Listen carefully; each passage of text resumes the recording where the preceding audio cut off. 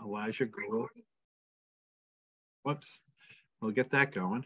We're good. So I'm going to introduce Eliga Gould, who's our 21st guest on The Experts Next Door.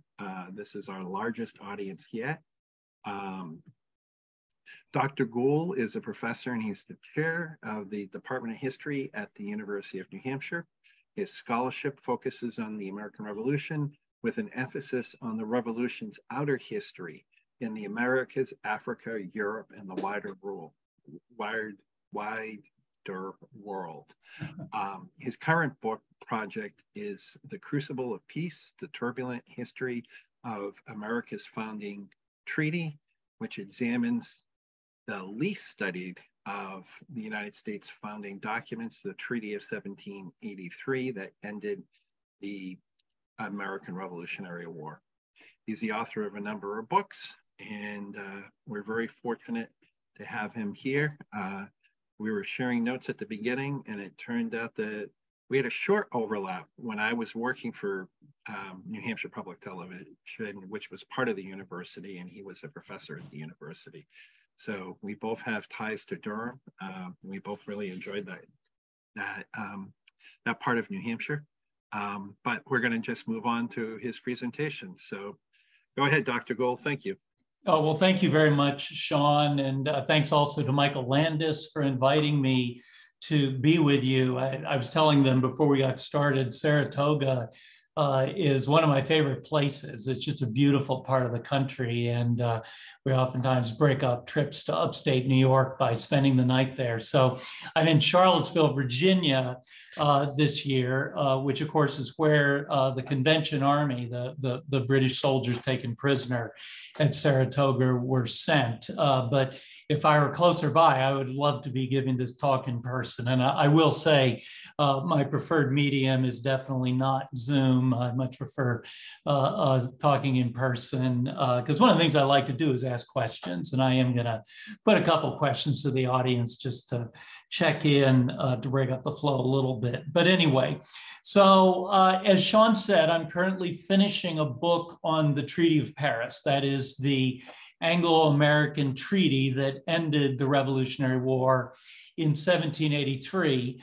And so, I mean, Saratoga, the Battle of Saratoga is important in all sorts of ways, but for me, Saratoga is especially important in that it turned what had been a colonial rebellion in the eastern third of North America, where Britain was only engaging with the 13 colonies into a global struggle. So it's hugely important. And it's also, well, actually, let me just put that question to you. I mean, in terms of the war strategy, what's your sense of the significance of Saratoga? If you want to put it in the chat or, unmute and give me what's your sense of? If you'd rather not, that's okay. My students don't always want to talk on Zoom either. I mean, from an international standpoint, the crucial thing about Saratoga is it marks the first great regular army victory of the Revolutionary War. There had been victories, colonial victories or American victories before that, but Saratoga is pivotal. So that, of course, Congress had declared independence a year and a half earlier in Philadelphia on July 4th, 1776. But it's one thing to declare independence, but you also have to show that you can win it. Independence isn't something, Americans may have viewed it as a right, but part of that right was to have a government capable of sustaining its independence. And so Saratoga was hugely important in that regard. And in fact, I think we see this in the Trumbull painting that Sean was talking about of Burgoyne's surrender in 1777. And if you've seen the picture of Cornwallis's surrender at Yorktown, it's almost exactly the same tableau. And of course, we know that Yorktown in 1781 brought the Revolutionary War to a close. And really opened the door to a peace treaty. So Saratoga is the necessary intermediate step on that way. And of course, one of the results was to turn, as I said, what had been a colonial rebellion into a world war. France agreed to a peace treaty, or a treaty of alliance rather, with the United States in February of 1778. Spain, France's a close dynastic ally, followed France into the war, declaring war against Britain, though, as we'll see, they don't make a treaty of alliance with the United States. By 1780, Britain was also engaged in a war with its longtime ally, the Dutch Republic, and Russia. Catherine the Great of Russia had organized a League of Armed Neutrality among a lot of the lesser maritime states, Sweden, Denmark, Norway, the Italian states, all of them arrayed against Britain. Without Saratoga, none of that would have happened. So Saratoga is enormously important in that regard. The other thing, of course, is that it does draw the United States into an alliance with France. And it forces Americans or Congress to coordinate its war aims with France's war aims. So France entered the war, pledged to defending American independence, but as we're going to see, there's a lot more to it than that. And again, Saratoga is crucial in that regard as well. And France, of course, is the first of the great European powers to recognize American independence. But for American independence to be a reality, the Americans needed the recognition of the other great powers, including ultimately Great Britain, which is why the Treaty of Paris is so important. Okay, so what I want to talk about is the diplomacy of that global context. And Saratoga is sort of the crucial trigger to this global war, and of course the necessary person that we always talk about when we talk about the war's diplomacy is Benjamin Franklin, who we see here. And because the military history of the war is important, but so is the diplomacy. And no American diplomat played a greater role in American independence than Franklin, though he needed Saratoga in order to bring about this, in order to bring about French recognition and the alliance. One of the things about Franklin, of course, is he was already famous when the Revolutionary War started. In fact, he's the most famous American in Europe, and that actually goes back to well before the war. He was credited with discovering electricity. In fact, there were a number of people involved in that, but an indication of Franklin's gifts is he manages to get credit for that, even though he's in Philadelphia at the time. And here we see Benjamin West's portrait or painting of Franklin drawing electricity from the sky. This was painted 25 years after Franklin's death, but you get an idea of what a celebrity Franklin was. And on the right, we see a painting of Franklin done in 1778, not long after he got to Paris. And Franklin is, as I say, he's famous. He has the common touch. And his success in Paris, even before Saratoga, owed a great deal to that fame that he had and to his political gifts. When John Adams got to Paris in the late spring of 1778, this is after Saratoga and after the treaty, he was blown away by Franklin's celebrity. He said his name was familiar to government and people, to kings, courtiers, nobility, clergy, and philosophers, as well as plebeians, to such a degree that there was scarcely a peasant or a citizen, a valet de chambre, a coachman or footman, a lady's chambermaid or a scullion in a kitchen who was not familiar with it and who did not consider him as a friend to humankind. So Franklin's hugely important in this. And it's Franklin, yeah, I mean, Franklin's efforts are one of the things that make Saratoga so important. I mean, the French, by the time the French learn about Saratoga, they're looking for ways to get involved in this conflict. And part of Franklin's gifts were his ability to play on stereotypes that the French had of Americans as sort of country bumpkins, humble, ordinary people. And here we see a famous portrait. I'm guessing most people have seen it on the left, Franklin in the fur cap.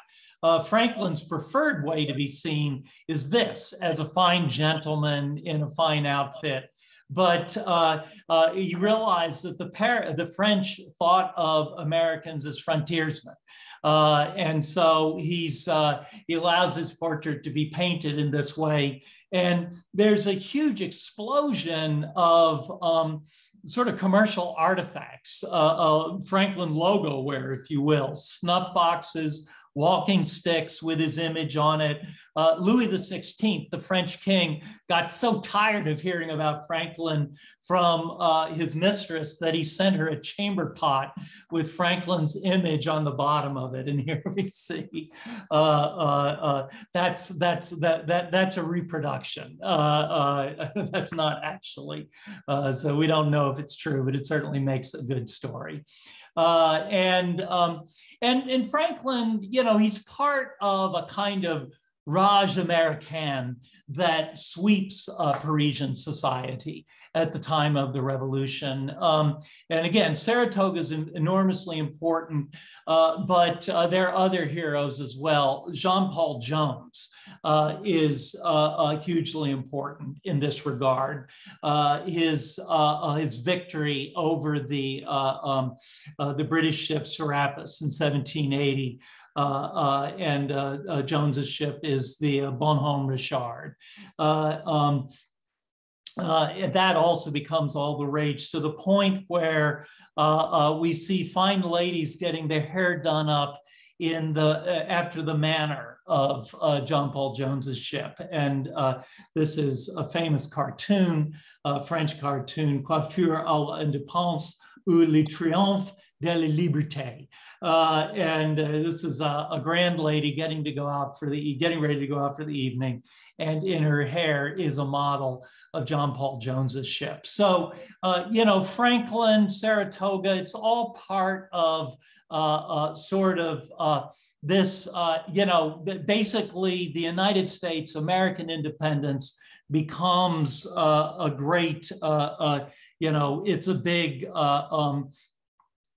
media sensation. And apparently Marie Antoinette is alleged to have been the one, that is Louis XVI's wife, the Queen of France, is the one who set the stage by having her hair done up as Jean-Paul Jones's ship. So I don't know if this is supposed to be Marie Antoinette or just a lady imitating the Queen.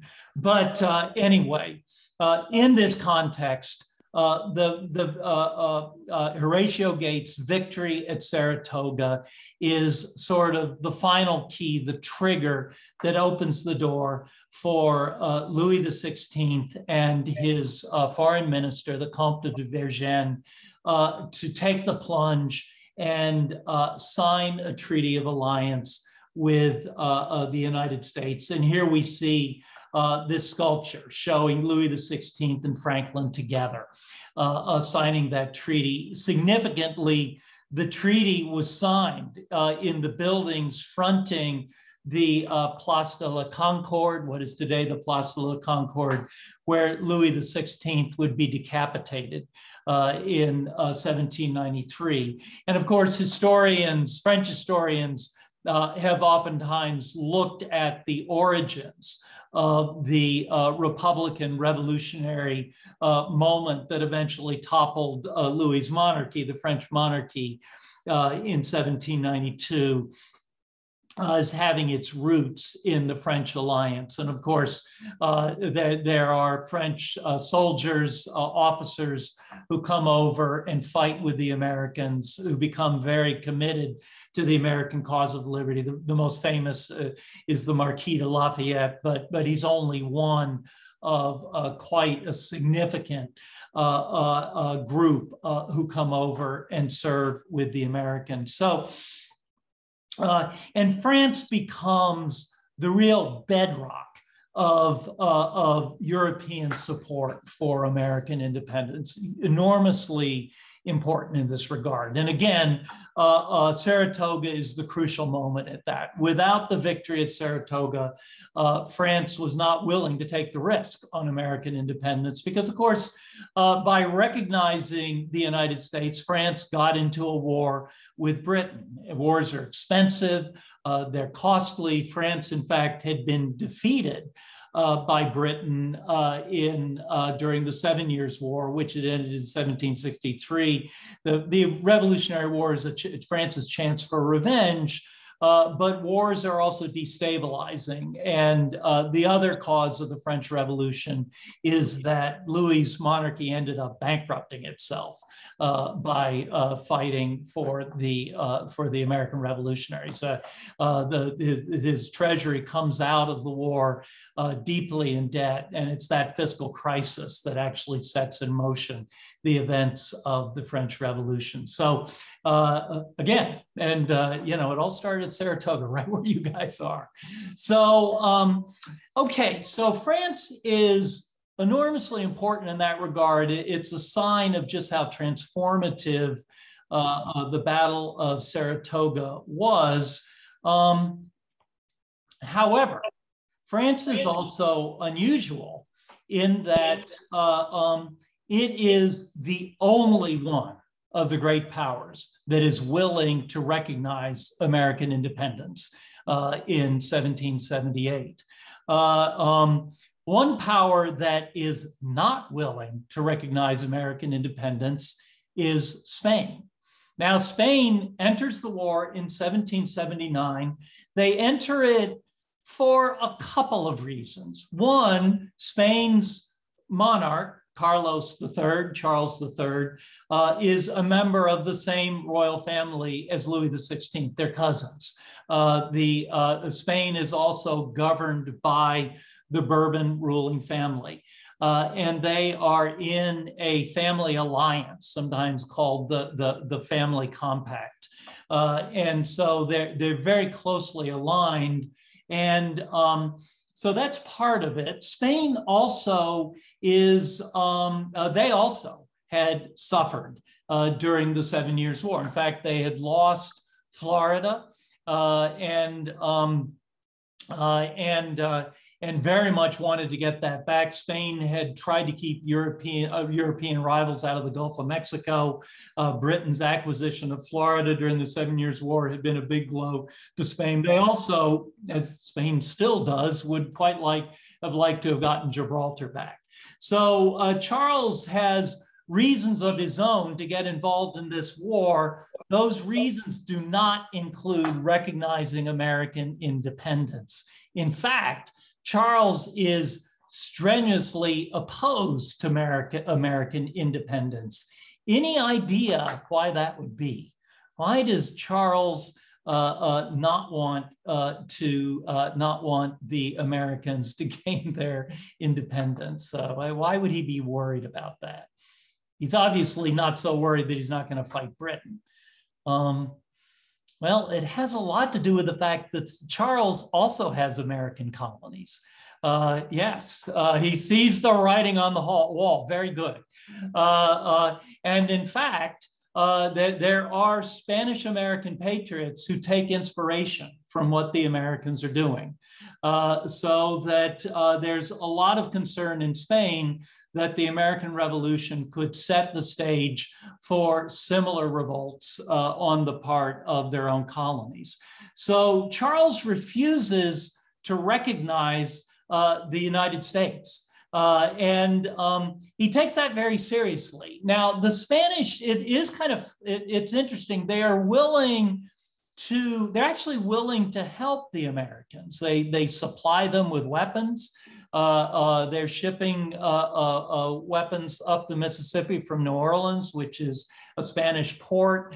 And in fact, at the Siege of Pensacola here in 1781, the governor of Spanish Louisiana, Bernardo de Galvez, captures all of British West Florida, basically the Gulf Coast, as far as Pensacola, striking a major blow against Britain in the field. So Spain actually, as a military power, is quite an effective unofficial ally. But when it comes to recognizing American independence, they're not willing to do that. To the point where when the Congress, after Spain enters the war, sends an emissary to Madrid, a man named John Jay, the New Yorker. I'm sure you've heard of John Jay. John Jay goes to Madrid with his family. Initially, they won't even let him come to Madrid. They say, you got to stay in Cadiz. And finally, they say, well, okay, you can come, but you have to come in the character of a private gentleman. We won't recognize you as an American emissary. They also hand out the same treatment to Jay's traveling companion, who is the French ambassador to Philadelphia. He's returning from his mission with Jay, and they let him come to Madrid. They even let him come to court, but they won't let him present his credentials as ambassador to the United States, and they won't let him wear court dress. And like he has to go and buy a new suit of clothes so that he doesn't look like a diplomat, because of course, to let him do that would be to recognize American independence. And so you get a sense of just how revolutionary American independence is. And so the Spanish, again, they're very, very, they're very careful how they handle the Americans during the Revolutionary War. I tell my students, one way to think of them is they're frenemies. They wish them well, but only up to a point. So, so that's Spain's response. In some ways, what's an equally interesting response is the response of Britain. So the British had insisted in 1775 that the that the American colonies we're happy to welcome you back, but you have to acknowledge Parliament's sovereignty over the empire. You've got to acknowledge Parliament's right to tax you. All the causes of the American Revolution, Britain is adhering to that. They're not yielding on that. Well, Saratoga and the French alliance get them to kind of change their minds. And in the spring of 1778, and of course, they've got spies in Paris. They know what's happening. And they know that Franklin and Vergennes and Louis and all those guys are talking. So Parliament passes a new act renouncing in perpetuity forever its right to tax its colonies. And they name a commission with this guy on the right, the Earl of Carlisle, as its head, and send it to Philadelphia, which the British had occupied in the fall of 1777. Actually, one of the reasons why Burgoyne is forced to surrender at Saratoga is because the Howe brothers are busy capturing Philadelphia instead of marching north up to meet them in the Champlain Valley. But the British are in Philadelphia. The Carlisle Commission comes over there in early 1778, in the spring of 1778, with an offer. Basically, they're offering the colonies Commonwealth status. They're willing, they say, okay, we'll never tax you again. We might want you to contribute, but you'll do that voluntarily. We'll let you keep the Articles of Confederation, your new constitution, that can become part of the imperial constitution. We'll let you elect your governors. You can do anything you want as long as you accept the king as your monarch, but it's going to be a kind of figurehead relationship. It's very similar to the position of King Charles III in Canada to this day, sort of the crown as the bond of empire. And it's a kind of independence. It's legislative independence, though, of course, the colonies are still colonies, and they're still going to be under the crown. Well, Congress isn't interested. In fact, Carlisle sends them. And of course, Congress, they're not happy because they're not in Philadelphia. They're in York, Pennsylvania, meeting in the York County Courthouse, because of course, the British have captured Philadelphia. And this case of wine shows up, fine claret, which he had offered as a peace offering. They refused to even meet with Carlisle, and instead, they break open the wine and toast the new alliance with France. So it's like, the heck with you. And in fact, there are a lot of people in Britain who regard the Carlisle Peace Commission as a humiliation. And this is a British cartoon from 1778 showing Congress as a female Native American, a very typical British representation of America, with the British commissioners bowing down and begging her to make terms. But of course, by this time, Congress will settle for nothing less than independence. Interestingly enough, there is a group in the British Isles, or in the British archipelago, who are interested, the Irish. And during 1779, again, as a result of this global war, France and Spain had briefly gained naval superiority in the English Channel, very, very threatening to both Britain and Ireland. And a large militia calling themselves the Irish Volunteers had mustered in response, about 40,000 of them. And having mustered, they decide they don't want to go home. And they start making demands very similar to the demands that the Minutemen had made in America. And for a while, briefly, in 79 and 80, it looks as though Ireland could go the same way as America. And of course, if you know your Irish history, you know that Ireland did have a violent revolution in the 1790s. So it's very touch and go. What they want, though, are the terms that Lord Carlisle offered to America, and the British government gives it to them after Yorktown in 1782. They basically give up Parliament's right to legislate for Ireland and turn it into a Commonwealth relationship where the Irish Parliament has full control. There's even a question of whether the Irish Parliament would ratify the Treaty of Paris with the United States. It's a fascinating moment. I actually do quite a lot of this with this in the book that I'm finishing. So that's an alternative. And interestingly enough, during the Paris negotiations, that's what the British government wants Americans to accept. And a lot of these Irish patriots are friends with the Americans. They correspond. Washington is writing Henry Grattan. And they have to be really careful because they kind of want to stay on the Irishman's good side. They say, you guys settled for the wrong thing. That's not what we want. And so Ireland becomes kind of an interesting wild card in this. The other really interesting actors in this are Catherine the Great, Empress of Russia, Catherine II, and Joseph II, Emperor of Austria, of the Holy Roman Empire. And they offer, during the war's final years, to mediate a solution. But their idea of how to end the war is to put the question of American independence up for a vote to each of the state legislatures. possibly allowing states to rejoin the British Empire if they want to. And Adams in particular is apoplectic about this. And what really bothers him is that the Comte de Vergennes, that is the French foreign minister, thinks this might be a good idea, because by the final years of the war, Vergennes knows that France is running out of money and he's looking for a face-saving way out.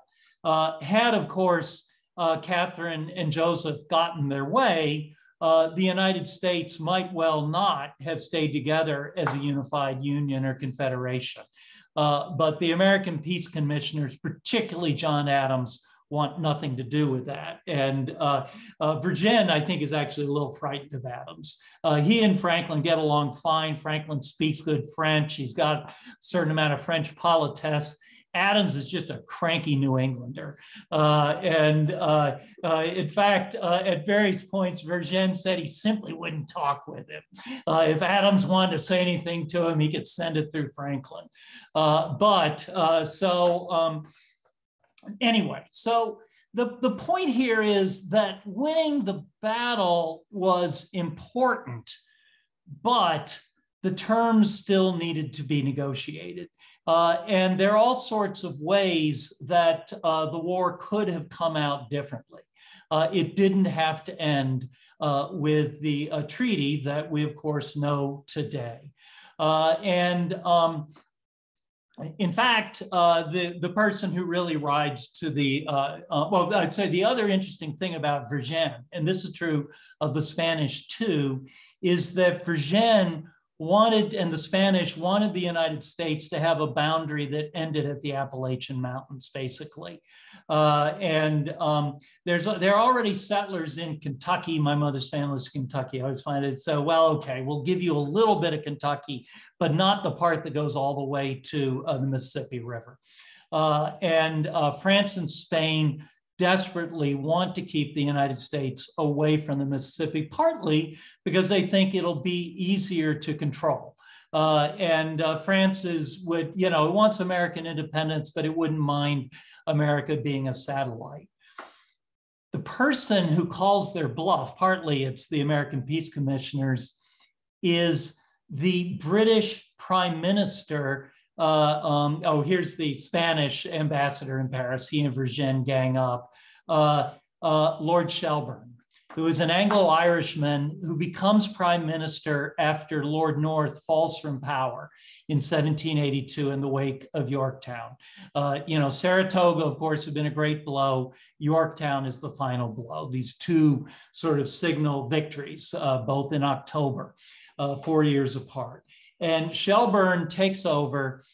He's from Ireland, and he really thinks that Americans ought to settle for the same deal as Ireland. They refuse. He finally comes around. The other thing that he does is he agrees to give the Americans all of the Western territory as far as the Mississippi River, which, of course, if you know your history, isn't controlled by the Continental Army or American militia or anyone else, but the native inhabitants. In fact, this is Indian country, and it is still in the hands of Britain's native allies. Joseph Brant, the Mohawk war chief, and of course, he's a very important figure in the history of upstate New York during the war, had been played a key role in keeping that in British hands. Shelburne basically sells out the king's allies and agrees to a border on the Mississippi River. When Vergennes learns this, he can't believe it. He says, what is the King of England, as he says, done? And incidentally, this is actually the treaty map used by Richard Oswald, the British Peace Commissioner. You can find a lot of these maps online. They're actually really interesting. So in the end, peace is made. It's made in some ways because the British decide that they don't want the war to continue. And of course, one of the things Shelburne is doing is he's driving a wedge between the Americans and the French. And he's playing the long game. He's hoping that a lenient peace will eventually bring the United States back around. He still hopes that there might be some kind of a federation. Again, that's a story for another talk. I want to close here just by saying that, and here we see the Provisional Peace Treaty signed by the American commissioners. Here's Benjamin Franklin, John Jay, Henry Lawrence of South Carolina, John Adams, and this is Benjamin Franklin's grandson, William Temple Franklin. This is, it's the Provisional Treaty is signed in Paris in November of 1782, the definitive treaty in September of 1783. As with all peace settlements, there are winners and losers, and here are the key terms. The treaty recognizes American independence. That's the first article. That some people, libertarians, like to note that, well, George III recognized each state as independent. The other 9 articles, though, treat the United States as a unified empire. So the treaty actually, it plays it both ways. But very generous terms. There's no mention of Native Americans in either session. Another betrayal. Britain promises, this is at the assistance of Henry Lawrence of South Carolina, not to, quote, carry off Negroes or other property of the Americans when they evacuate their remaining posts. And Congress is required to recommend that the states do right by the Loyalists, only recommend, earnestly recommend. It's 3 of the key people who had supported Britain during the war are betrayed by this peace. Native Americans, Joseph Brant is appalled by these terms. The Black Loyalists, there had been thousands of enslaved African Americans who had gained their freedom by fighting for the British. They are betrayed by this. And here we see this wonderful painting by John Singleton Copley, The Death of Major Pearson, from 1783, the same year the treaty is signed. And he puts a Black servant at the center of this, avenging the death of his master. It's quite a stirring painting, and it's huge if you've seen the original. The other losers, of course, are the Loyalists. And I want to bring this back around to Saratoga. Benedict Arnold, of course, is the most famous of the Loyalists, most notorious, obviously. Arnold, of course, had fought very effectively and heroically at Saratoga. He'd had a falling out with General Horatio Gates. They're both very difficult men. Gates has a falling out with everybody. He and Washington hate each other. And Arnold is also wounded at Saratoga. In many ways, it's his last great military exploit, and it sets him on the road toward it becomes increasingly disaffected and eventually betrays or tries to betray the West Point garrison and switches side. He turns coat. The interesting thing is he's cited as the reason for that the Carlisle Peace Commission terms, which he says were perfectly reasonable. Like many Loyalists, he thought that those were terms that Congress should have accepted, and he objected to the French alliance.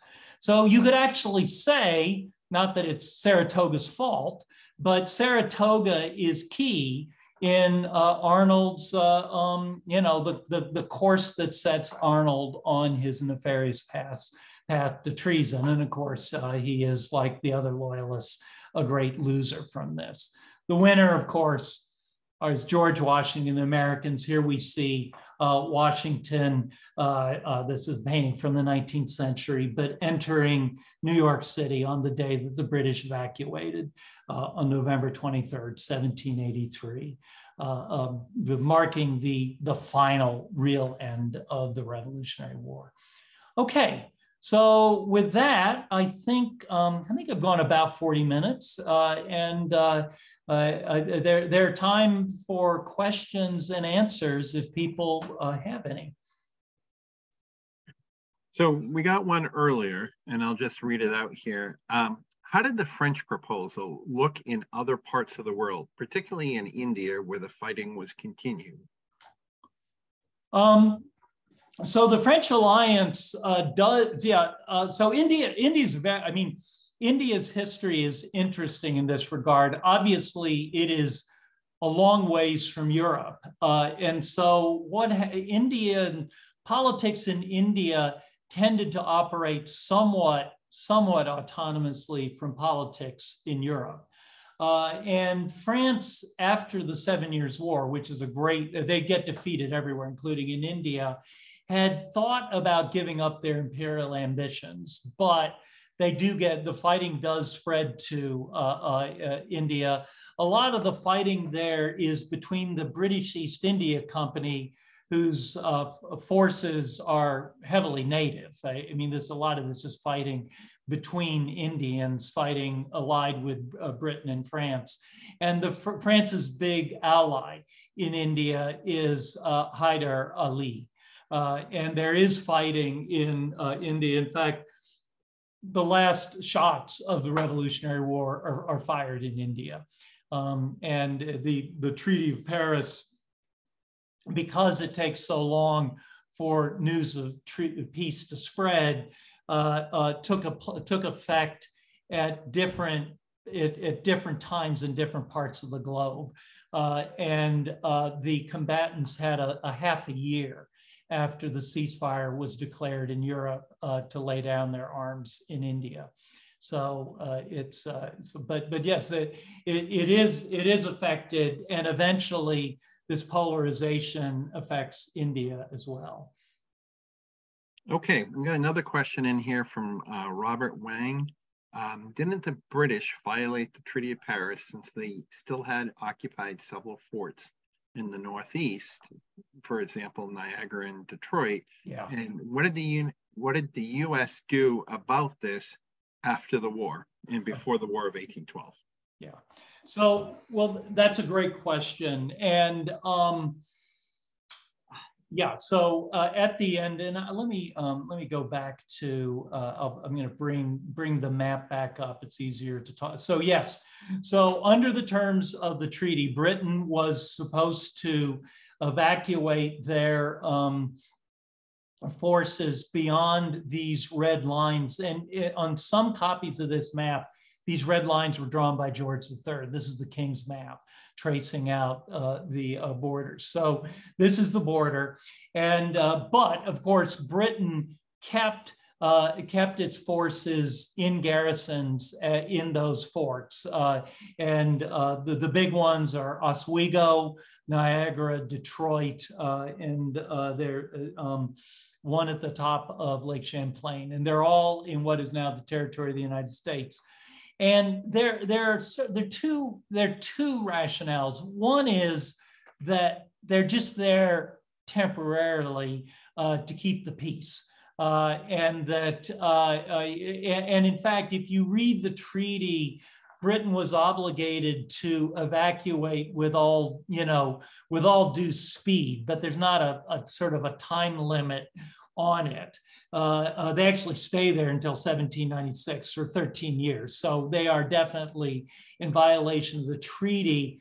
Partly, they say it's to keep the peace. The other argument they make, though, is the United States was also in breach of the treaty. And the two things that the British really care about are the Loyalists, who are and there are about 60,000 Loyalists who leave the United States. It's a huge outmigration. In fact, one of the arguments I'm making in my book is that this is the first of the great British imperial partitions, prefiguring the partition of India, Ireland, and Palestine in the 20th century. And the Loyalists feel as though they're entitled to compensation, and the treaty kind of suggests they are. So the Loyalists become one of the arguments for that. The other place where Americans are also in violation of the treaty is in the payment of the debts that they owed to British merchants. And at the end of the war, they owe about £5 million. It's a huge sum. And it's kind of interesting. In New England, where about half that money is owed, it's mainly owed to London merchants who were Friends of America, had sympathized with the American cause. Those debts tend to get paid. But in the South, particularly here in Virginia, where I am now, they're owed to Scottish merchants who had sort of controlled the tobacco trade. And most of those merchants are loyalists. Those debts don't get paid. In the 1790s, Virginia still owes about 2 million pounds. And that is just, the British say, you know, guys, until you pay up. And there's no ambiguity in the treaty about that. These are finally settled in another Anglo-American treaty, the Jay's Treaty, negotiated by John Jay in London in 1794. They finally come up, the Americans agree to pay a lump sum of 600,000 pounds, which is then distributed to the remaining merchants. Most of the merchants owed money from pre-war debts, collect, you know, at most 20% of what they're owed. They take a real haircut. But once that is resolved, then the British pull their troops out of those forts. But it's tied into that. Of course, it also is tied into a sense of guilt, if you will, about the King's abandonment of its allies. And in Canada, and these forts are maintained by Canadian British garrisons. There's a lot of affection for people like Joseph Brant, and they're also, you know, whatever the treaty says, they actually don't want to abandon their native allies who are now in U.S. territory. Okay, Tom McAndrews asks, there are some claims that John Jay was the most effective of the negotiators in the peace talks, in that he refused all British efforts not to include a major component of land to the Americans. Have you found this to be accurate in your research? So the best, there isn't a lot written on the treaty, but the definitive book was written by a historian at Columbia University in New York named Richard Morris, who also edited the John Jay papers. And so a lot of our sense of of who gets credit for what comes from Morris's book. And Jay comes off looking very good in that book. Each one of, I mean, at the end of the day, the commissioners they cooperate, including Adams and Franklin. Adams and Franklin, you know, Franklin doesn't like Adams any better than Adams likes Franklin. But, you know, they respect each other and they learn to get on. So the part that Jay comes in for criticism on, the place where he's really unyielding is in this question of the recognition of American independence. And Richard Oswald, and there are no painting, that unfinished portrait, the reason why it's unfinished is because Richard Oswald was famously unattractive and refused to sit for his portrait. So West couldn't get his image. I did show David Hartley, who was the commissioner for the definitive treaty, not a great beauty. He's actually kind of this bookish man, but he was very proud of his role in the treaty, and he actually had his portrait painted with the treaty. So anyway, but so when Oswald shows up in September of 1782 with his commission, the commission does not recognize the United States as states. It's still referring to them as colonies. Jay wants Britain to recognize American independence before the negotiations began.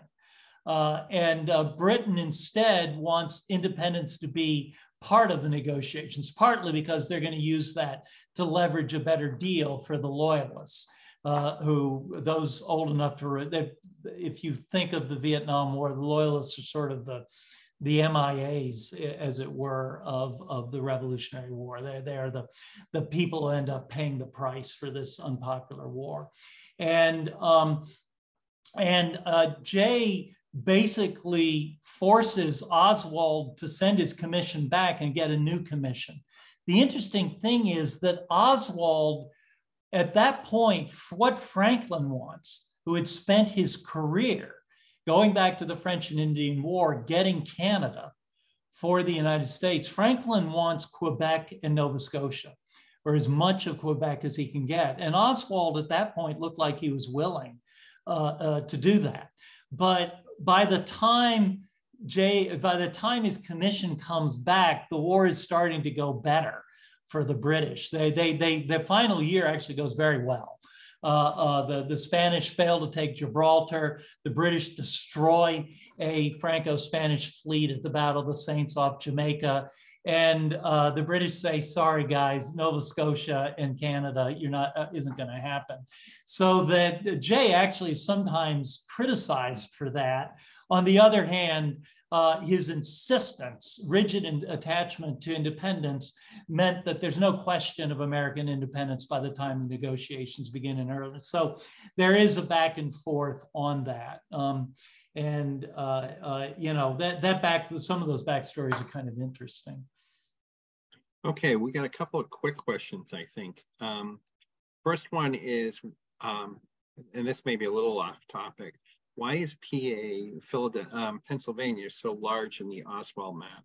And when did New York get that territory? Yeah, so this map, it's actually it's a good question. So this map was made by a Virginia cartographer named John Mitchell in 1755. It's at the start of the 7 Years' War. It is the first projection of all of North America like this. He makes it as part of Britain's claim to all of North America. He actually relies heavily on the maps of Thomas Jefferson's father, Peter Jefferson. There's a Jeffersonian dimension here. But there are a lot of things that Mitchell got wrong, and the Pennsylvania boundaries are a good example. Actually, the big mistake in his map is the peace treaty sets the boundary between Massachusetts and Nova Scotia, Maine Spire, Massachusetts, at the St. Croix River. But there are three rivers St. Croix that enter into the Passamaquoddy Bay. Mitchell's map doesn't show that. So that border is in dispute. It's actually not resolved until Jay's Treaty as well. And in fact, the Loyalists go up there, build a town, St. Andrews. I don't know if anyone's been to it. It's a lovely town. It's built on the American side of the border, partly because of errors in this map. And of course, the Loyalists are doing this because that's just another way to, they've lost the war, but this is a little victory. Okay, Robert Wong has another question. He believes that George Roger Clark fought the British in the Mississippi River Valley on behalf of the French after the American Revolution. What was the outcome of that? So George Rogers Clark he's a Virginian. He's from Kentucky, and he's he's the most successful, I'll say, of the American fighters in Indian country. And a lot of the American claim to Indian country come from his campaigns. He's actually from this part of Virginia. But he is actually defeated, in fact, by this man right here near Louisville, Kentucky, in the final year of fighting. And so Clark, he plays an important role in the war in the West, and he's also part of Virginia's claim to that area as well. Eventually, Virginia cedes everything north of the Ohio River, creating the Northwest Territory. But Clark he's an important part of that story. Okay. Jim Richmond, one of our trustees, has a question. Did the treaty allow for the confiscation of Loyalist land, or was that not addressed by the treaty? So that is complicated. Actually, probably the best treatment of that is by the Pennsylvania attorney and one-time Franklin ally, Joseph Galloway, who writes a very detailed, Article 5 is the where this comes up. And basically, Galloway says this is no protection. And so the answer to your question is, no, it doesn't protect Loyalist land. Yet there are lawyers, attorneys who argue the other way. In fact, this becomes a very heavily litigated issue in the mid-1780s. On the other side, on the side that, in fact, the Loyalists do have a claim is Alexander Hamilton. And Hamilton's first big case is involves a New York brewery owned by the widow of a brewer named Elizabeth Rutgers, who sues a Loyalist, Joshua Waddington, for damages, and Hamilton represents Waddington successfully. So, in fact, it's litigated. The fact is, diplomatically, because of the forts, and the other thing the Americans want is a commercial treaty with Britain. They've really cut out of British commerce. It's a little like the American version of Brexit. And they know the only way they're going to get a commercial treaty and the British to evacuate those forts is if they start doing right by the Loyalists. So even though the treaty's kind of ambiguous on it, people like Hamilton are kind of interpreting it so that it does protect them. So it's a bit of a moving target. It's hard to say definitively one way or the other. Okay, and I'm going to ask what will probably be the final question. Economics. You know, once they became a world war, economics becomes so important, and we have a local professor at Skidmore who studies India in the 18th century, and he talks a lot about how England made a decision that India was more important to them than the Americas, and you know that seems to play out pretty well in the 19th century. But can you talk about the economics of how England was looking at things once it became a world war, and in particular, the fighting in the Caribbean and then the fighting in India? Yeah. So, I mean, geostrategically, your colleague at Skidmore is right. I mean, India becomes much more important within the empire, though the Caribbean is still hugely important too. From a purely economic standpoint, though, Britain is the United States. Their economic union, if anything, grows stronger as a result of the revolution. I mean, Shelburne's vision was to create a kind of Anglo-American commercial union out of the treaty, and Parliament refuses to make the changes necessary to make that happen. But even so, there's tons of smuggling. Actually, Admiral Nelson, the victor at Trafalgar, spends 3 years in the West Indies in the 1780s trying to stop this smuggling. Nelson is a gifted writer. You can get his letters. They make fascinating reading. He's just so angry about these Americans trading in there. So those remain important. The other thing about the economics, and this does affect the British as well, the cost to the American economy of the Revolutionary War, we estimate that the economy contracted by about 50%. That is a contraction comparable to the Great Depression. So it's a serious blow. And and there's this huge sort of boom and bust right at the end of the war. And that takes down a lot of British merchant houses as well. The smart ones, Josiah Wedgwood, the potter, is a good example of this. He says, I'm just not doing business with them until they've got things sorted out.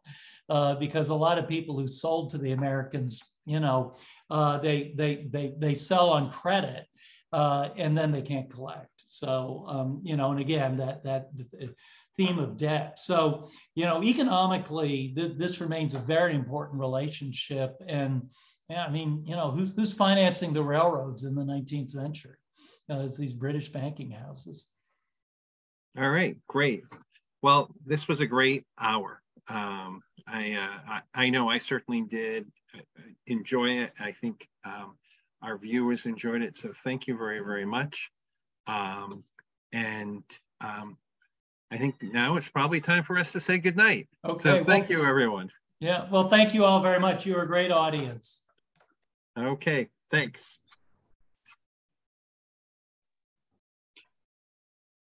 All right.